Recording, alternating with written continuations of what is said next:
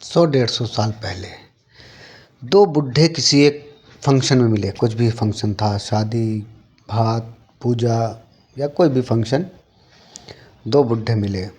दोनों बुड्ढे मिले, उन्होंने फिर बातचीत में बताया कि यार मेरे एक नाती है, वो 3 साल का है। तो उसने बोला मेरे एक नातिन है, वो भी 1.5 साल की है, 1 साल की है।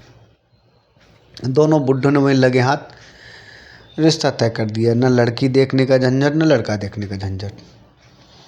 जब शादी हुई तो पता लगा कि जो लड़की है वो पेट की एज से लेकर गर्भाधारण के दिनांक से लेकर 3 साल की, जो लड़का है वो गर्भाधारण के हिसाब से 5 साल का है।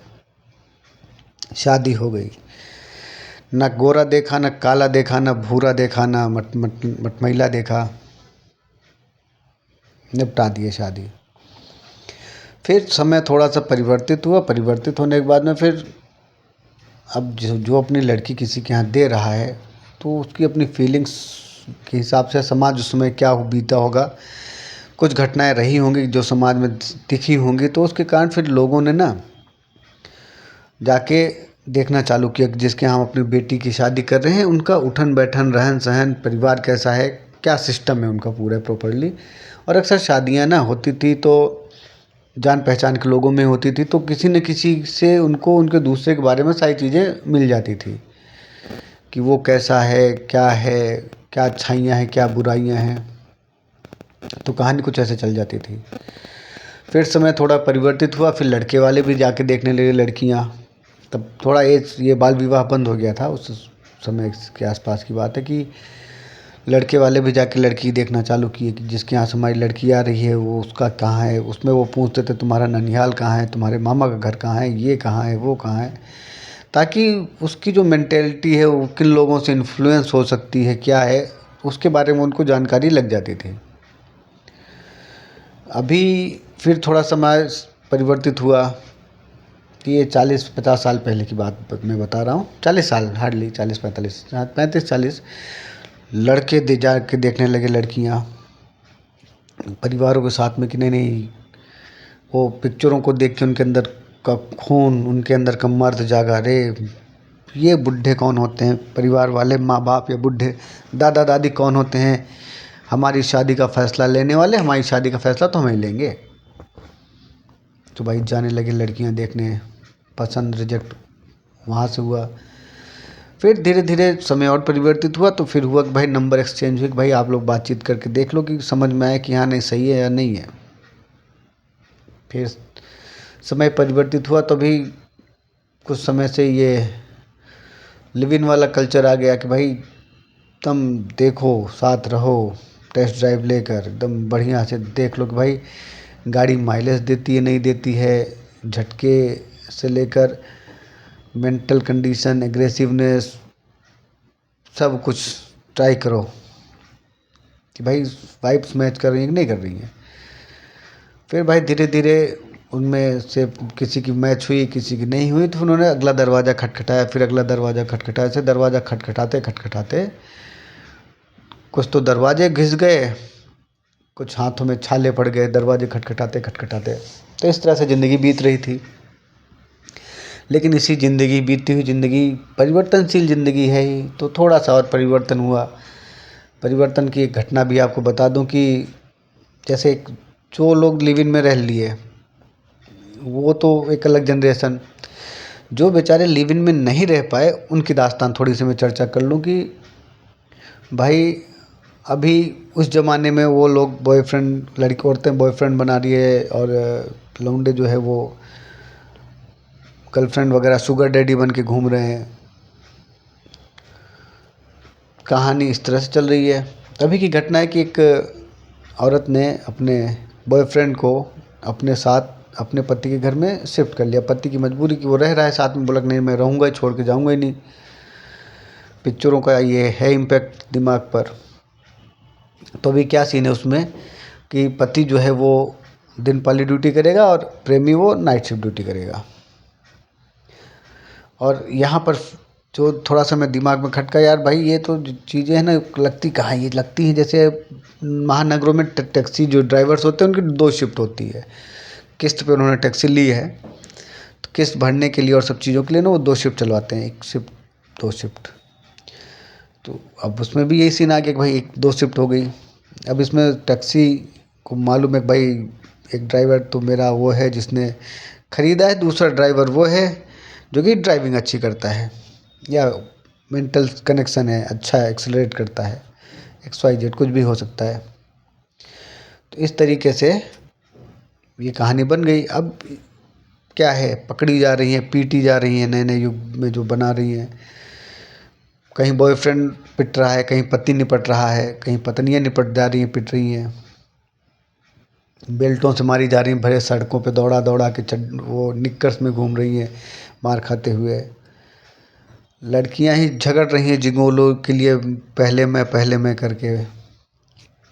तो समाज इस दिशा में जा रहा है। अब बात आ जाते हैं इन पे, जो लिव इन वाले हैं इन पे। लिव इन वालों का भी ना एक बड़ा अजीब सा एक सिस्टम है कि भाई, अब मैंने बताया ना कि या तो कुछ तो दरवाजे घिस जाते हैं या तो कुछ उंगलियों में छाले पड़ जाते हैं, नॉक नॉक नॉक नॉक करते करते। तो अब इनका आगे भविष्य ये होगा कि भाई सिस्टम की, यार इसके साथ में मेरा फिज़िकल अच्छा था, इसके साथ में मेरा मेंटल पीस अच्छा लगता है, इसके साथ में यार मैं ट्रैवल बड़ा अच्छा कर, ट्रैवलिंग में अच्छा है, ये जोक्स अच्छे सुनाता है, ये खाना अच्छा बनाता है, ये केयर अच्छी करता है। तो इस तरह से ना वो हर इंसान में से जिन जिन से कांटेक्ट में रहेंगी उनमें से किसी किसी के बीच में से उनका कुछ अच्छा लगेगा। तो आगामी भविष्य ये होगा कि भाई कॉन्ट्रैक्ट बेस्ड मेरी शादियां होने लगेंगी। भाई जब मेरा मूड होगा तो मैं, खाने का मूड हुआ खाने वाले को बुला लिया, जोक सुनने का मूड हुआ तो एक कॉमेडियन को बुला लिया जो जोक अच्छे सुनाता है।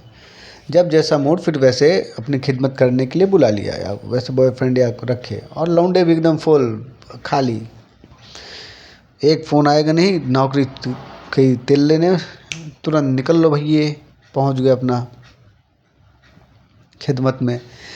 एक्चुअली ये सीन ही पिक्चरों का है भाई, कि पिक्चरों में दिखाया ही जा रहा है कि लौंडे पागल हो जा रहे हैं, बोरी लेके घूम रहे हैं, प्लास्टिक की बोतलें कचरा इकट्ठा करते, खाना इसे खा रहे हैं, पत्तलों में छितरा रहा है, मुंह से गिर रहा है, कोई पानी पूछने वाला नहीं है। तो लौंडों के लिए प्यार मतलब ये दिखाया है। लड़कियों को दिखाया गया कि भाई वो त्याग संन्यास और मूव ऑन की देवियाँ हैं, वो अपना हो जाएंगी। लौंडों को भी दिखाया कि पागल होकर घूमते रहते हैं लड़कियों के पीछे, दिल टूट गया, टुकड़े टुकड़े हो गया, इतने टुकड़े हो गए दिल के कि अब सांस भी नहीं लिए जा रहे। साला टुकड़े तो दिल के ही हुए थे, वो फेफड़ों में घुस गए हैं, हवा लीक हो जा रही है, जुदाई बर्दाश्त नहीं हो रही है। तो इस तरह की सिचुएशन वो अपना मेंटेन करके चल रहे हैं।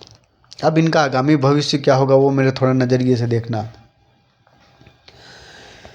कि इस तरीके से तो मैंने बता दिया, यहाँ तक के चलेगा। अगर मैनिपुलेट होने वाली चीज़ें हैं दुनिया में, बहुत सारे लोग मैनिपुलेट होते रहते हैं। अभी रोबोट्स का ज़माना आ रहा है तो लोग मैनिपुलेट हो रहे हैं।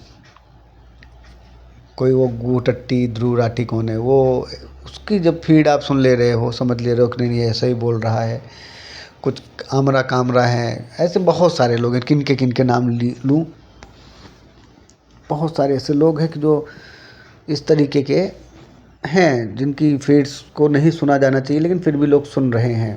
क्योंकि यहाँ तो लोग सुहाग रात को भी लाइव मार देंगे कि भाई लाइव सुहाग रात देखो, करोड़ों में व्यूज़ आएंगे, पैसे मिलेंगे, एक रात में साला लाइफ सेट हो जाएगी अपनी तो घर वर लेने के लिए। इस तरह की मानसिकता के भी लोग आपको मिल जाएंगे। अब चलते थोड़ी आगे कहानी पे।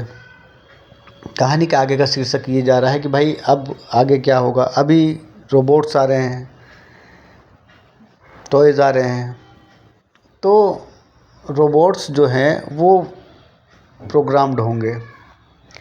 तो पुरुषों का काम और महिलाओं का काम रोबोट्स ही करेंगे, अब चाहे वो किसी भी टाइप का, उनको इस तरह से प्रोग्राम किया जाएगा। तो जिसके पास पैसा है वो वैसा रोबोट लेगा, उतना हाई टेक हाई फाई, जो कि चीज़ों को, आपके मूड को स्कैन कर लेगा, उसके हिसाब से वो बर्ताव करेगा, गाना गाएगा, डांस करेगा, ठुमके लगाएगा, जैसा आप चाहोगे वैसा करेगा। फिर आपकी बात फंस जाती है जन्म पर। तो औरतों के लिए तो भी 100% ऑप्शन है IVF का। वो तो एक इतना बड़ा स्पर्म बैंक बनवा लेंगे कि भाई 1000 2000 3000 साल वो स्पर्म ऐसे रखे रहेंगे, उससे भी अनगिनत समय तक वो स्पर्म को रखे रहेंगे स्टोर करके, उसमें से निकलवा के अपना गर्भाधान करवा करवा के बच्चे पैदा करेंगे या खुद से, और या तो एक दूसरी टेक्नोलॉजी अभी वैज्ञानिकों ने निकाली है, आर्टिफिशियल वॉम्ब, कृत्रिम गर्भाशय। अभी तो सक्सेस तो हो चुकी है, लेकिन अब पूरी तरीके से वो सक्सेस हो जाए कि इंसानों के बच्चे भी उसमें पलने लगे, वो थोड़ा सा है देखने वाली बात की। तो क्या होगा फिर, स्त्रियों के एग्स भी मिल जाया करेंगे, महिलाओं के और पुरुषों के स्पर्म को लेकर उसमें डाल देंगे और फिर वहाँ से बच्चे पैदा होंगे। जब वहाँ से बच्चे पैदा होंगे तो ये दोनों जो स्त्री पुरुष का समायोजित ये हमारा समाज है, ये निकल लेगा अपनी अपनी दिशा की। स्त्रियाँ अपनी, भाई हमको पुरुषों की क्या ज़रूरत, उनके लात घूंसे सहने की, हम खुद इंडिपेंडेंट हैं, अपना घूमेंगी कमाएंगी खाएंगी, बाकी नीड्स के लिए रोबोट है ही, इमोशनल फिजिकल जैसा नीड की हो रोबोट है हमारे पास, जिस एक ही रोबोट में सब कुछ है, जैसा चाहेंगे वैसा। उसके 6 पैक एब्स के साथ में एकदम कोरियन ग्लास स्किन की तरह बॉडी होगी, बढ़िया हाइट होगी, जो चीज़ जहाँ जितनी बड़ी चाहिए सारी सिस्टम वो सेट कर रहेगा, टाइमिंग से लेकर सब कुछ एकदम फाड़ू, बढ़िया स्पीकर, आवाज़ एकदम सेक्सी। तो भाई वो उधर हो जाएगा और सेम थिंग यहाँ भी हो जाएगी। मैगी 2 मिनट में बनती कैसे है, उतने में संतुष्टि आ जाए, क्या हो जाए। पुरुषों में ये चीज़ें घुस जाएंगी अलग से कि वो अपना अलग से ले लेंगे। महिलाओं वाला रोबोट्स वो ले लेंगे, पुरुष वाला रोबोट तो ज़िंदगी 2 फाड़ में से विभक्त हो गई, दोनों अपने अपने साइड पर। उसमें हाँ, उसमें एक इंटरेस्टिंग गेम ये होगा, थोड़ा सा है इंटरेस्टिंग, आप समझना। मैं से क्या समझ रहा हूँ वो मैं बता दे रहा हूँ। सोचिए कि अगर जैसे महिलाओं वाली टुकड़ी, पुरुषों वाली टुकड़ी, 2 टुकड़ियाँ। अब महिलाओं वाली टुकड़ी में जो एग फर्टिलाइज किया उन्होंने, उस कृत्रिम, चाहे अपने में करें या फिर उसमें करें, अब अपने में करें उसमें करें वो उनकी इच्छा, चलो मान लिया कि उस कृत्रिम में ही किया। अब उसमें पैदा हो गया बेटा, लेकिन हाँ ये चीज़ में थोड़ा सा है कि अगर उनको मालूम चल जाएगा कि ये जेंडर कौन सा है, तो उसको उसी समय या तो डिस्ट्रॉय कर देंगे, उस बच्चे को आने से पहले ही मार देंगे, या फिर अगर किसी तरीके से सब चीज़ें प्रतिबंधित रहीं और या कुछ रहा, अगर वो पैदा हुआ तो फिर उसको इधर उठा के करेंगी पुरुषों वाले ग्रुप में, और पुरुषों के यहाँ जो बच्चियाँ पैदा होंगी फिर वो इधर आएंगी इस ग्रुप में।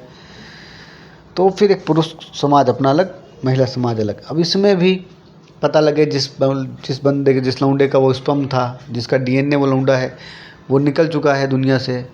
अब वो लौंडा यहाँ अनाथ हो गया, इन पुरुषों के समाज में अनाथ हो गया। अनाथालयों की एक अलग व्यवस्था होगी बच्चे पालने के लिए, वहाँ पर एक अलग ही पूरा सिस्टम रहेगा कि वहाँ बच्चे, छोटे छोटे बच्चे, उनको वहाँ पाला पोसा जाएगा, बताया जाएगा कि तुम्हारे बाप हैं।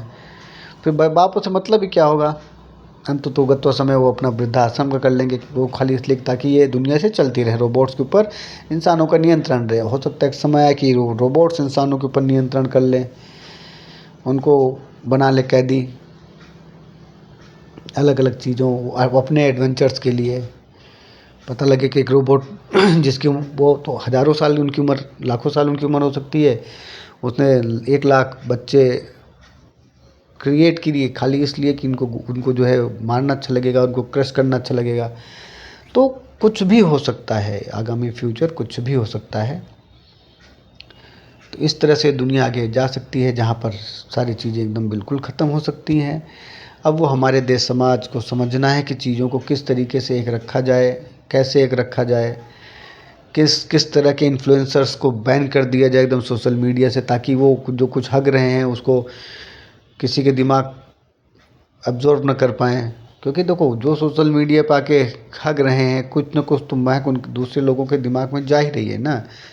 कोई तो कह रहा है कि नहीं यार ये जो, कोई तो बोलेगा कि ये टट्टी है, बदबू मार रहा है, लेकिन कोई तो ऐसा प्राणी होंगे जो बोलेंगे नहीं नहीं यार ये गजब का सेंट मार के यार पी के इसने हगा है, साला एकदम पूरा गमकाए पड़ा है, एकदम इसे गमक गमक कर रहा है। तो ऐसे भी लोग हैं समाज में।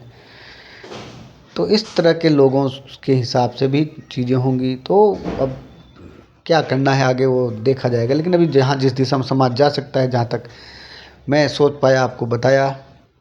आगे सोचने को तो उसके आगे भी सोच सकता हूँ, लेकिन अभी एक ठहराव यहीं देते हैं। क्या लगा, कैसे लगा, क्या समझ में आया, एक बार आप अपनी तरफ से कमेंट करके बताइएगा।